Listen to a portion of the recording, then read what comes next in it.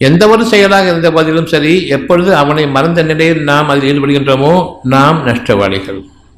சாப்பிட போகிறோம், அவனை மறந்துட்டு நம்ம எப்போ சாப்பிட்றோமோ நன்மையாக்கக்கூடிய இறைவனே என்று கேட்காமல், இதோ வந்துருச்சு எனக்கு காலை உணவு வந்துருச்சு, நான் என்ன வேணாலும் சாப்பிட்டுப்பேன், நல்லா ருசியாக இருக்குது, நான் சாப்பிட்டுட்டேன், உள்ள என்ன கதியாக போகுதுன்னு தெரியாது.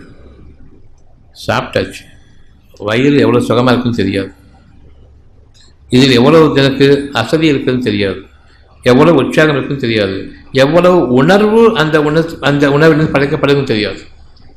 உணர்ச்சிகளுக்கு உள்ளாகிறோமா அந்த சாப்பாட்டை சாப்பிட்டுட்டு உணர்வுக்கு நாம் உள்ளாகின்றோமா என்பதை கவனிக்க வேண்டும். அந்த உணவு உணர்வுக்காக, உணர்ச்சிக்காக அல்ல.